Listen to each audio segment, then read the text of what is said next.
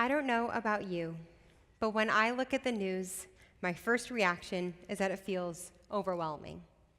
There is so much going on, and it's hard to process it, digest it, or explain it. On top of our everyday stresses and commitments to family and work, we are bombarded by war, politics, the climate crisis, and more. I know it's not just me. Many of us carry constant low-grade anxiety about the world. Every news cycle, every comment about climate change, the economy, or politics puts us in a never-ending loop. Parents try to hold it together while privately worrying about their children's future. Teachers try to teach while worrying about the safety and stability. So many of us carry a double burden, guiding others through fear while managing our own. When all of this piles on, it's easy to feel weighed down. And yet, the question becomes, where do we turn? On what or whom do we lean? Where do we turn for sanctuary? When you hear the word sanctuary, the first thing that might come to mind is this room, a holy space, a safe space. But sanctuary doesn't always mean a physical space. It could be a pause in time, a practice, or a person. For some, sanctuary might include going to therapy, where you feel safe to express your vulnerability and feelings. Or perhaps sanctuary is going on a picnic with your family surrounded by nature, reading your favorite book that transports you into another world, or listening to music that shifts your mood. These are just a few examples of sanctuary. My sanctuaries are spending time in nature, reading a book, watching TV, or talking to my family. Yours may look completely different because they are uniquely yours. At camp, I grew up singing Kol ha'olam kulo gesher tsar me'od, v'ha'ikar lo lefached klal. The whole world is a very narrow bridge, and the most important thing is not to be afraid, a teaching attributed to Rabbi Nachman of Breslov. From a young age, we are taught that while the world can be frightening, we are able to keep moving, to cross the bridge one step at a time. Life will always bring anxiety and uncertainty that we cannot control, but what we can control is how we build our own personal sanctuaries. Our ancestors understood this feeling too. Fear and uncertainty are not new, and Jewish tradition has always offered ways to respond with courage and resilience. Modern psychology echoes this perspective. The American Psychological Association lists healthy ways to cope with stress: cultivating social support, finding moments in nature, and continuing activities that bring you joy, such as reading, making art, or listening to music. These activities reduce stress and improve mood, even in small doses. It is interesting to notice that whether in a centuries-old melody or in the pages of a psychology journal, both point us to the same truth. Sanctuary is built from the practices that steady and restore us. The real work for each of us is discovering what creates that feeling for us personally, our own personal sanctuary. For some, your sanctuary might be a physical location, like a room in your house where you feel relaxed and separated from your stressors. For others, sanctuary may be a meditation practice. Or maybe your sanctuary is an experience, like a monthly social gathering with friends.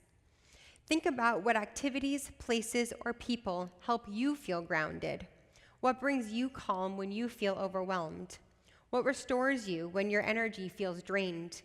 These are your personal sanctuaries. Nothing is too small. Sometimes sanctuary is 5 quiet breaths, and other times it is a weekend away. For me, sanctuary is also about lifting my eyes to something greater. When I encounter moments of awe, or as I explain it to our Kehila Project students, our Marabu moments, I'm reminded of the magnificence around and beyond ourselves. Marabu ma'asecha Adonai, how wondrous are your works, O God. There is so much awe in the world. When I stare at the ocean and watch the waves crash, or walk through a forest surrounded by trees, or lie on the basketball court at camp at night, staring at the stars, I feel calm and at peace, surrounded by beauty. These moments of sanctuary, of spirituality, connect us to something beyond ourselves. It does not always mean God, but it ever reminds us that we are a part of something larger. Rabbi Abraham Joshua Heschel calls this radical amazement. He writes, "Our goal should be to live life in radical amazement. Get up in the morning and look at the world in a way that takes nothing for granted. Everything is phenomenal. Everything is incredible. Never treat life casually. To be spiritual is to be amazed."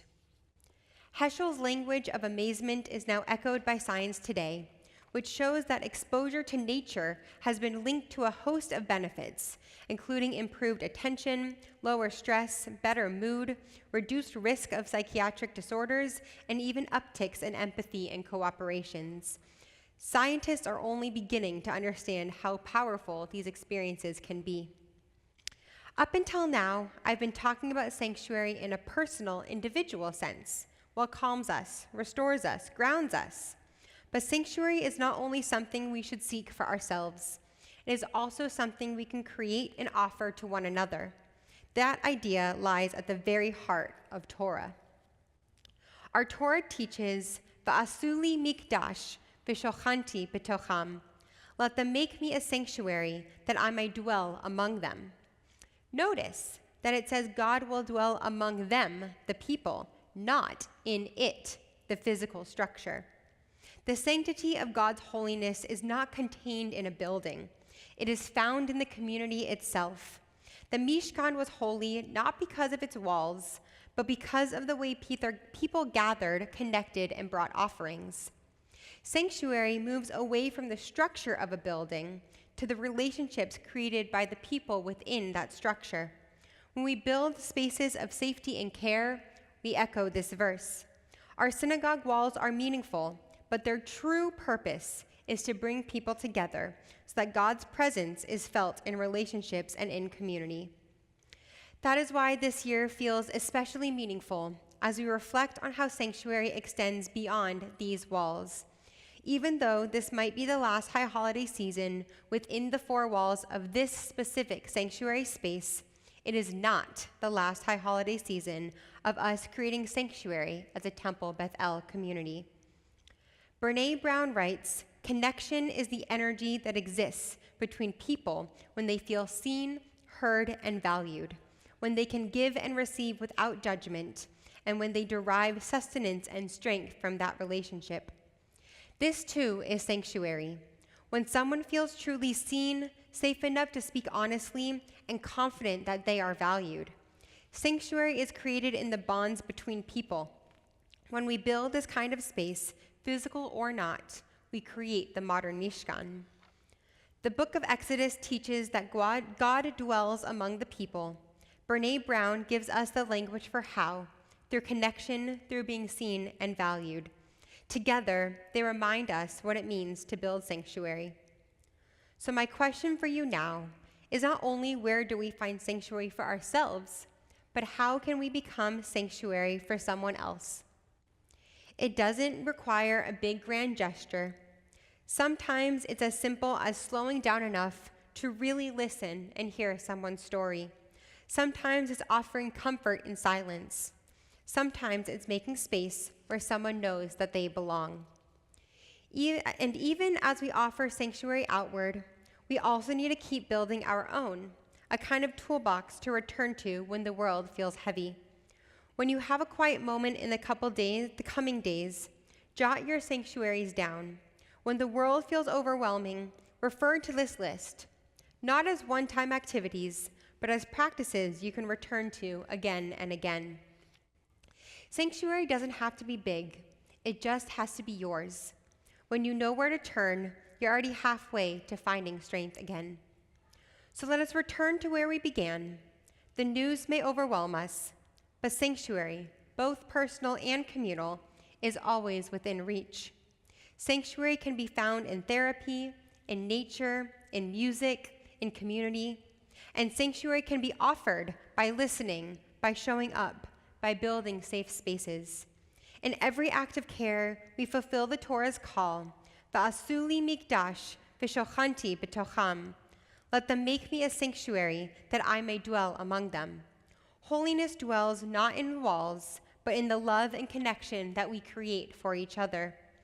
May each of us find our sanctuaries, return to them when the world feels too heavy, and offer them to others, so together we create a world of safety, connection, and hope. Shana Tova.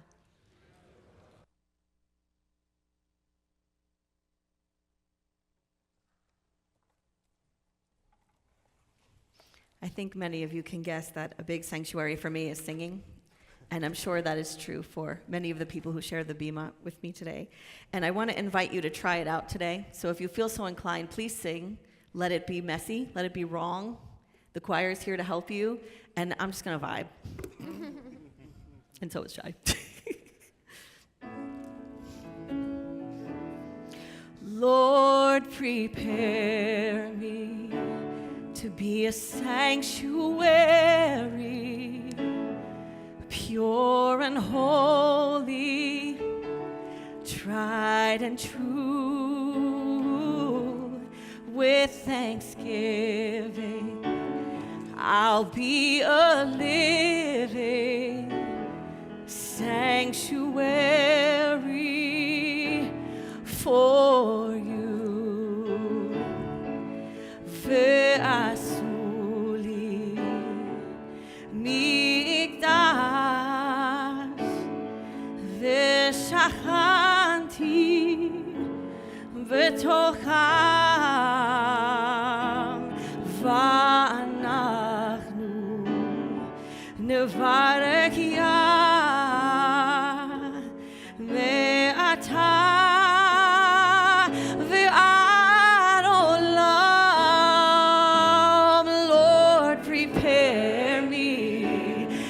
a sanctuary, pure and holy, tried and true.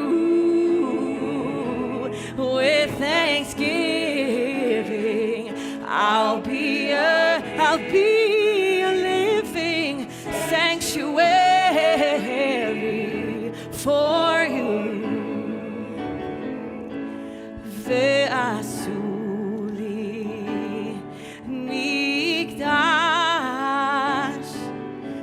Shachanti betocham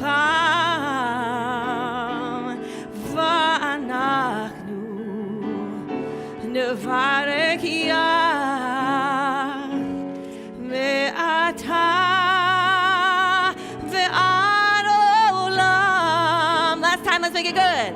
Lord, prepare me to be a sanctuary, pure and holy, tried and true. With thanksgiving, I'll be a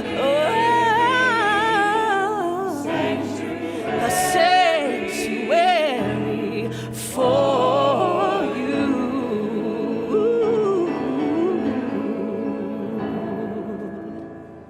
Thank you, Shana Tova.